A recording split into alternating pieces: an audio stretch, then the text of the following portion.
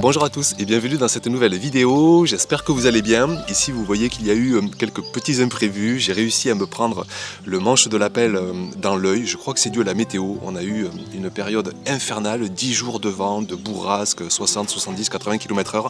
Et le 10e jour de vent, en voulant mettre du compost, en voulant retirer la pelle de la brouette, je me suis mis le manche vraiment en plein dans l'arcade. Et vous voyez donc un beau cocard, bon rien de grave, ça aurait pu atterrir dans l'œil tellement j'ai fait un geste brusque, n'importe quoi en fait. Vous savez, au potager ça arrive vite, sitôt qu'on est stressé, que ce soit par la météo, qu'on manque de temps, eh bien on voit qu'un accident peut vite arriver. Bon bref, j'ai beaucoup d'images à vous partager. Je souhaite en fait faire avec vous le tour de toutes les cultures qu'on peut faire au potager, et pour chacune je vous dirai le domaine des possibles, où j'en suis moi ici au potager. Ça permettra de faire le tour un petit peu des parcelles. Donc on y va y aller un petit peu au pas de course, mais on va dire l'essentiel pour chacune des cultures du potager.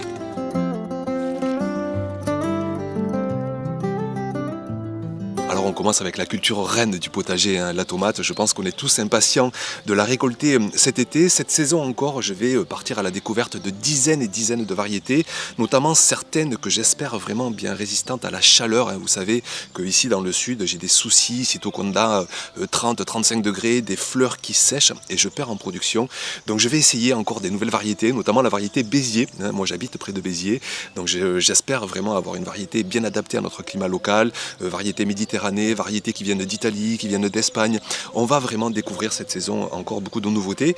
J'étale moi mes semis de mi-mars à fin avril, donc les tout premiers semis, j'en suis en fait au stage de repiquage. J'installe les petits plants dans des godets individuels pour les planter dès le début du mois de mai, et d'autres barquettes, ça n'a même pas encore germé, ça arrivera plus tard pour des plantations, je vous répète, mi-mai, fin mai, début juin, mi-juin, pour espérer en fait vraiment échelonner au mieux les plants, que les plus tardifs restent vraiment en bonne forme jusqu'à l'après-saison, jusqu'au mois de septembre, même octobre, pour vraiment se régaler au mieux des tomates durant cette nouvelle saison. Ensuite, on passe au trio de cultures qu'on sème souvent en même temps, à savoir les aubergines, les poivrons, les piments, 3 cultures sur lesquelles on compte vraiment beaucoup ici, notamment pour faire des ratatouilles, les cuisiner, les conserver, les congeler, pour vraiment se régaler du potager toute l'arrière-saison. Donc ce sont des semis qui durent longtemps, il faut compter 3 mois, ça commence à être trop tard pour les semer. Moi je vous ai montré, je les ai semés, c'était fin février, début mars, en barquette, et là donc j'en suis au stade de repiquage. J'ai installé tout ce beau monde en godets individuels. Dans la serre, il faut faire attention vraiment à une condition, c'est de leur éviter absolument le gel, comme toutes les cultures estivales. Et là, au fil des semaines à venir, tout va pousser tranquillement. Et courant du mois de mai, on ira planter tous ces beaux plants. Là, ça va nous donner des tonnes de goût, des tonnes de forme, des tonnes de couleurs. J'adore vraiment ces 3 cultures, ces signes de la pleine saison. Mais il faudra patienter encore un petit peu, que les nuits se réchauffent, que les journées aussi se réchauffent, que l'été commence à montrer quelques petits signes pour planter tout ça en extérieur au potager.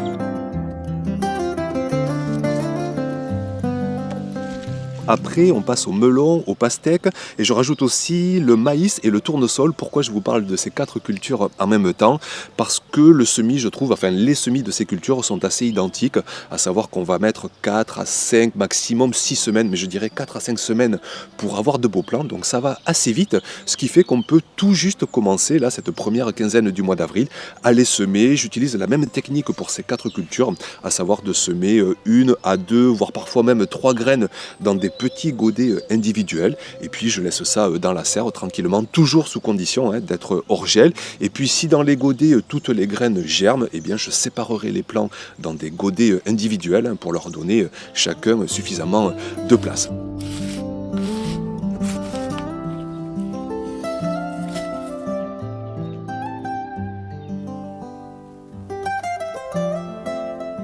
Ensuite, on continue dans un premier temps avec toutes ces cultures pleinement estivales, et on va parler de la patate douce. Là aussi, des espoirs énormes de récolte. Chaque plant va pouvoir donner 2, 3, 4, parfois même 5 kilos, et même plus encore parfois.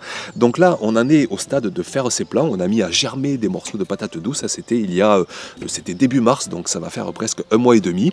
Ça germe rapidement à la maison, sitôt qu'il fait 20-25 degrés. J'ai basculé ensuite la barquette dans la serre là, pour que ça prenne la pleine lumière. Et là, vous voyez donc que j'ai des bourgeons qui sont immenses, 20, 30, 40 cm. Et je commence tranquillement, on a le temps de faire les premiers plans. Donc toujours le même système, je coupe les bourgeons en morceaux, que chaque morceau de bourgeon ait minimum 2 yeux. Vous savez, c'est quand il y a ces petites feuilles là aux intersections. Donc un œil que je mets sous terre, dans le terreau, qui va raciner, et un œil en aérien. Et c'est de là que vont partir les futures lianes, le futur plan de patates douces. Donc je fais ça en ce moment, je vais étaler là ces boutures de patates douces tout le mois d'avril, et je planterai courant mai, début juillet. On a le temps parce que cette culture pousse durant tout l'été, elle pousse même en septembre, donc on n'est pas trop pressé. Elle adore la chaleur aussi, donc inutile de la planter trop tôt. Donc je fais ça tranquillement durant tout ce mois d'avril.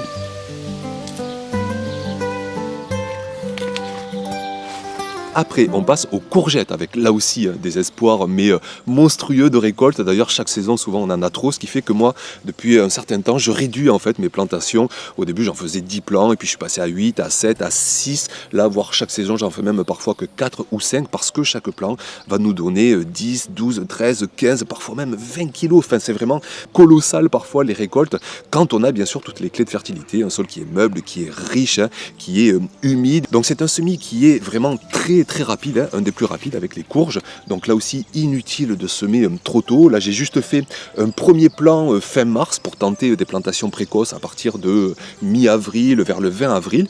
Et puis sinon, pour les 3, 4, 5 autres plants, je vais attendre durant le mois de mai, durant le mois de juin. Ça m'arrive même de planter des courgettes début juillet pour bien échelonner ces récoltes, avoir des plants qui soient bien productifs en arrière-saison. Et puis assez proche du semis de courgettes, on peut enchaîner avec le semis de courge, lui aussi qui est très rapide, 4-5 semaines, et on a déjà des plants énormes.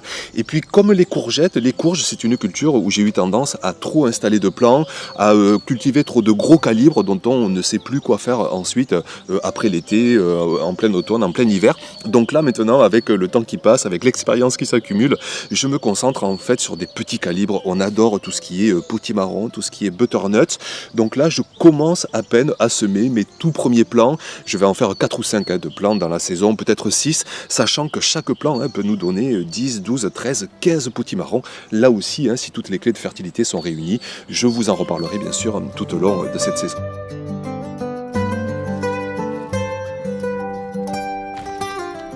On passe maintenant au concombre, là aussi une culture que je trouve géniale au potager, parce que de partir de la graine, on peut vraiment aller chercher des variétés qu'on trouve nulle part ailleurs. Je pense pas plus tard que la saison dernière, je vous avais montré le concombre arménien avec une peau légèrement poilue, des calibres énormes et un goût aussi, mais vraiment une douceur, du sucre. Le concombre arménien, comme 1000 autres variétés, vous le retrouvez chez mon partenaire, labonnegraine.com. Je vous mets le code promo à l'écran, en description. Vous avez aussi des plans tout prêts si vous n'avez pas envie de partir du semis.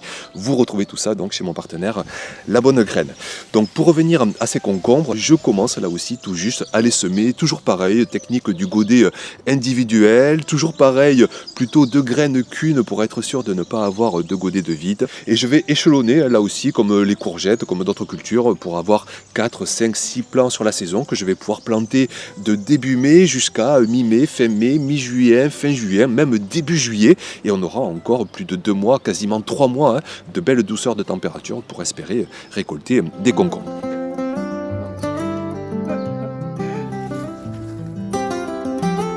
Puis pour finir avec les cultures pleinement estivales, celles qui ne résistent pas au gel, on va finir avec les haricots. Alors les haricots, encore la saison dernière, je ne les ai pas super bien réussis parce que j'ai pris beaucoup d'aléas, trop de chaleur. Le premier semis de la saison, je me suis pris une attaque énorme de limaces, ce qui fait que j'ai quasiment rien récolté. Donc je peux vous dire que cette saison, je vais être doublement attentionné avec ces semis, avec cette culture, éviter les limaces, parfois me mettre à mi-ombre aussi pour éviter les pics de chaleur là, qui de suite portent préjudice à la pollinisation et on perd en quantité de récolte. Donc le premier semis de la saison, ici j'ai l'habitude de le faire dès le mois d'avril, dès la fin mars même. Je sème 4-5 graines par godet, je mets ça dans la serre à l'abri du gel et à partir de mi-avril vers le 20 avril, quand les risques de gel seront terminés, j'installerai ce premier semis en godet et puis par la suite, en pleine saison, à partir du mois de mai, je referai 3, peut-être même 4 semis de haricots, toujours pareil pour étaler au mieux les récoltes. Chaque fois je sèmerai l'équivalent de 1 à 2 mètres carrés, 3 mètres carrés grand maximum. Et donc je ressème, je refais des itinéraires 3-4 fois dans la saison.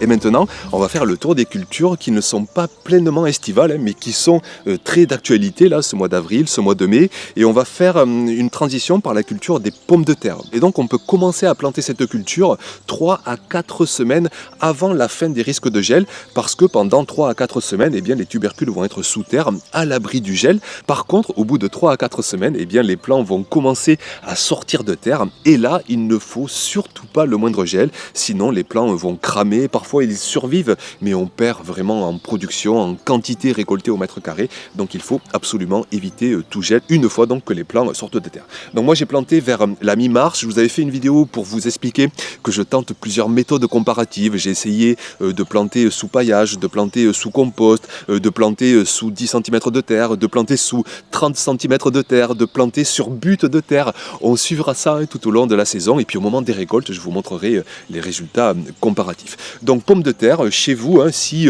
les risques de gel sont début à mi-mai, vous pouvez ce mois d'avril commencer à planter cette culture.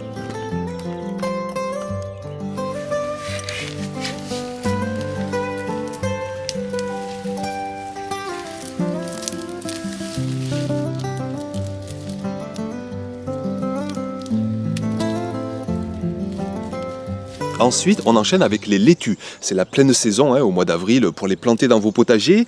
Mais moi ici, néanmoins, sous climat du sud, sous climat très chaud, eh bien ça y est, j'ai déjà fini les plantations pour cette première partie de saison, parce qu'ensuite je reprendrai des plantations en fin d'été pour se régaler des laitues en arrière-saison. Mais donc là, ce que j'ai fait, c'est que j'ai commencé à semer dès le début du mois de janvier, dès le mois de février aussi, pour pouvoir récolter dès ce mois d'avril, dès ce mois de mai, et se régaler vraiment de laitues pendant 2 mois, avant l'arrivée des chaleurs, avant l'arrivée aussi de toutes les autres récoltes qui feront qu'on consommera beaucoup moins de laitue du potager. J'ai eu quelques pertes avec des plants qui sont morts. Je pense qu'ils ont été coupés au niveau du collet. Est-ce que ce sont des petits vers? J'ai eu aussi beaucoup de vent qui a fait quelques dégâts, beaucoup de pluie aussi pour les tout premiers plants implantés.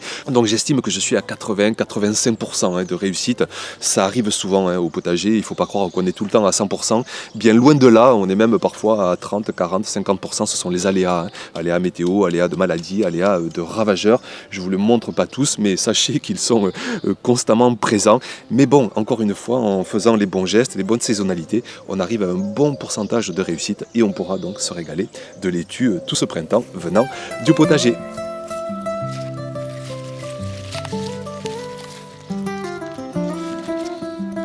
On passe maintenant à la culture des betteraves. Alors les betteraves, je remarque que saison après saison, on en a souvent trop. C'est vrai qu'en plus j'ai un de mes enfants qui ne les aime pas, donc de suite ça bloque pour les cuisiner fréquemment dans nos repas quotidiens. Donc je réduis les quantités. Cette début de saison, je fais en fait un seul itinéraire. Je vous l'avais eu montré, j'ai semé dès le mois de février en plaques alvéolées. Vous mettez une graine, on appelle ça des glomérules pour les betteraves. Vous pouvez les mettre en godets individuels. Vous pouvez même semer en pleine terre à partir du mois d'avril, de mai, quand le sol commence à être réchauffé. N'hésitez pas à faire un semis direct de pleine terre. Donc moi ici j'aime bien le semis vraiment sous abri, donc soit en alvéole, soit en godet individuel. On repique ensuite en pleine terre. Je vous avais montré, là j'avais mis ça en carré potager et j'ai juste fait 1 mètre carré. Ça nous donnera déjà plusieurs dizaines de betteraves, donc c'est déjà de belles quantités. Et je referai un itinéraire cet été pour avoir cette fois-ci des récoltes durant tout l'automne, même tout l'hiver. Les betteraves résistent au gel, elles peuvent rester dans la terre, elles se conservent très bien et c'est toujours chouette d'avoir à récolter quand il n'y a plus grand chose à récolter du potager. Donc un premier itinéraire là ce printemps et un deuxième qui viendra durant cet été.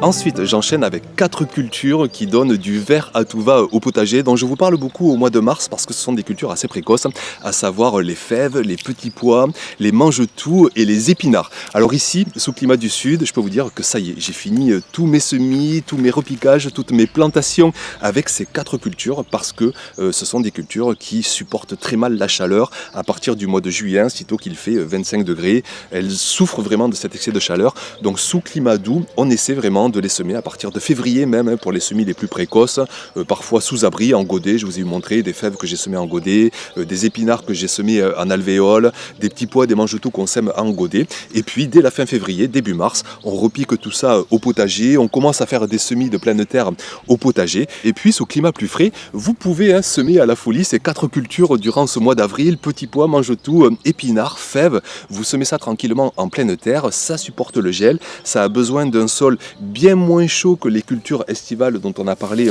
en début de vidéo. Donc ne vous privez pas pour maintenant semer en pleine terre ces cultures.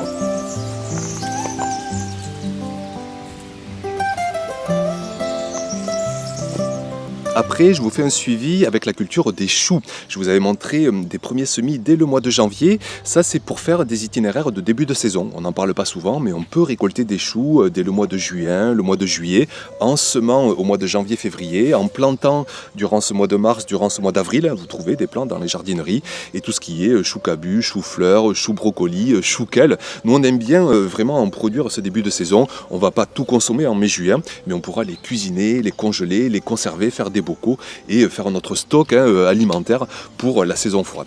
Et puis ensuite, je vous montrerai, on pourra semer à nouveau des choux cet été, on pourra en planter en fin d'été. Pour cette fois-ci, récolter des choux toute l'arrière-saison, en automne, durant le plein hiver. C'est parfois pas facile parce qu'il faut semer quand il fait très chaud, il faut arriver à éviter au plan la grosse chaleur. Avec ce réchauffement climatique, je trouve que c'est pas évident de semer des choux en plein été. C'est pourquoi nous ici, on fait aussi des semis là de début d'année qui sont beaucoup plus faciles à réussir avec une culture qui échappe de A à Z aux pleines chaleurs. Donc les choux, ils sont sur une belle parcelle. J'ai mis des plants de laitue intercalés pour maximiser la rentabilité au mètre carré, des laitues qui auront le temps en fait de pousser, de produire avant que les choux ne s'épanouissent complètement et qu'on récoltera donc vers le mois de juillet environ.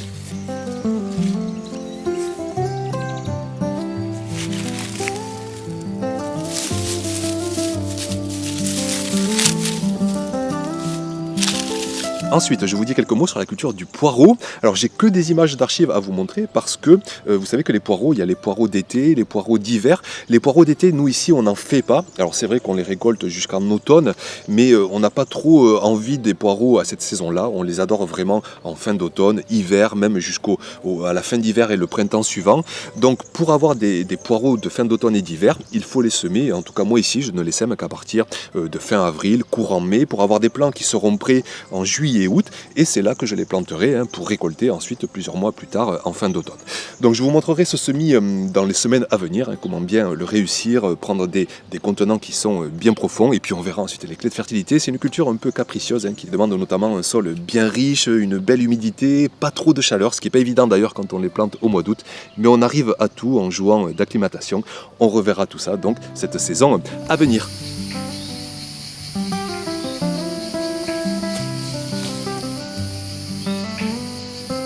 Après les poireaux, un petit mot sur la culture des radis. Alors là, comme les betteraves, je me rends compte que souvent, j'en ai eu semé de trop. On se retrouve avec des mètres carrés de radis, on ne sait plus trop quoi en faire à la maison. Surtout qu'il faut vraiment les récolter en frais, ne pas trop les laisser dans le sol, sinon ils deviennent fibreux, ils piquent. Donc là, j'ai juste fait un petit demi-mètre carré. Je referai là un demi-mètre carré cette fin avril. Alors c'est vrai que c'est quand même très bon, des bons radis là, bien frais, du potager avec du beurre salé, du pain. On s'en régale, mais on a tellement d'autres régalade du potager que j'y vais mollo avec cette culture. Sachez juste que c'est la pleine saison là pour les semer, une culture qui n'aime pas trop les excès de chaleur, donc avril, mai, c'est très bien pour la semer. Et ensuite, encore mieux, c'est de la semer fin d'été, mois de septembre, le sol est très réchauffé de l'été, les températures commencent à baisser et on arrive à avoir des radis très facilement, très rapidement. Donc ne vous en privez pas durant ce mois d'avril, ce mois de mai et ensuite au mois de septembre, au mois d'octobre aussi pour se régaler des radis du potager.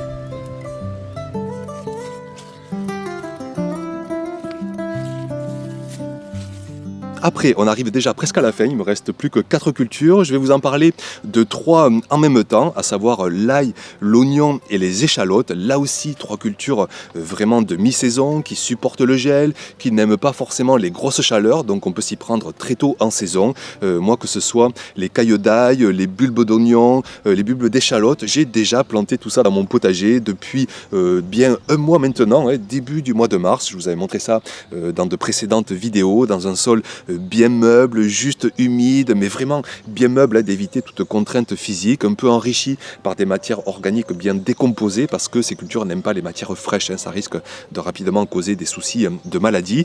Donc des matières organiques bien décomposées, toutes les clés de fertilité là, avec une belle douceur de température maintenant qui va s'installer, et l'ail, les échalotes, les oignons qui vont bien pousser durant ce mois d'avril, durant ce mois de mai, durant ce mois de juin.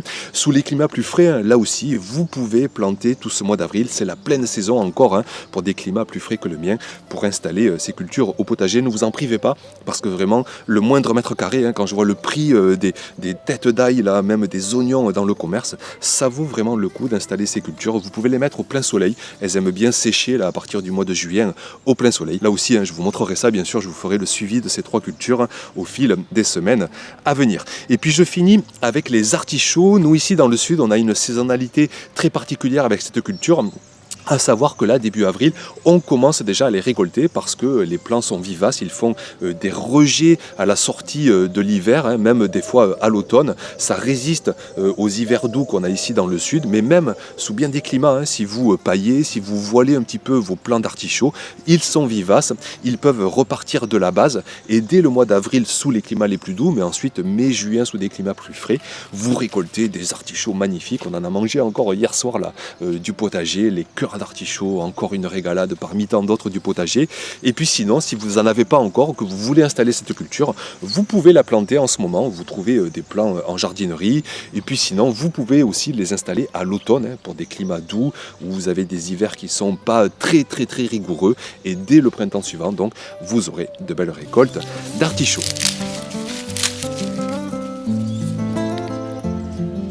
Et puis je finis avec les aromatiques. Je vais essayer de vous en parler un petit peu plus cette saison parce que c'est un sujet que je trouve je ne développe pas assez sur la chaîne. Je suis tellement captivé, passionné par toutes les autres cultures phares du potager.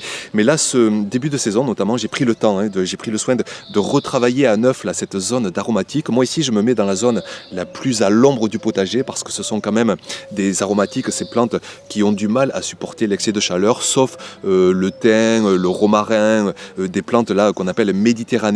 Mais sinon tout ce qui est ciboulette, basilic, origan, persil, menthe et bien d'autres encore, hein, ça supporte très largement la mi-ombre, même ça préfère la mi-ombre sous des climats chauds. Donc là j'ai refait à neuf, j'ai paillé avec du broyat de compost végétal et je vais bien prendre soin de ces différentes aromatiques. C'est vraiment un domaine des possibles qui est fantastique avec ces aromatiques, ça relève encore plus nos récoltes, le goût là qui vient du potager, c'est vraiment génial. Donc je vous en parlerai plus encore cette saison. Et puis concernant les fruits rouges, je vous en reparlerai tout au fil des semaines. Sinon je vous rappelle, hein, que mon dernier livre est sorti et vous retrouvez notamment toutes les fiches sur les fruits rouges. Je vous y partage toutes ces erreurs que j'ai pu faire les saisons passées et qui font que là j'ai vraiment de beaux espoirs avec ces fruits rouges parce que j'ai mieux travaillé maintenant mon exposition, notamment à mi-ombre pour tout ce qui est framboisier, groseille, cassis, les distances de plantation aussi. Les premières zones à fruits rouges j'avais planté beaucoup trop serré. Il y a aussi des notions de taille, des notions de saisonnalité. Je vous reparlerai en détail de tout ça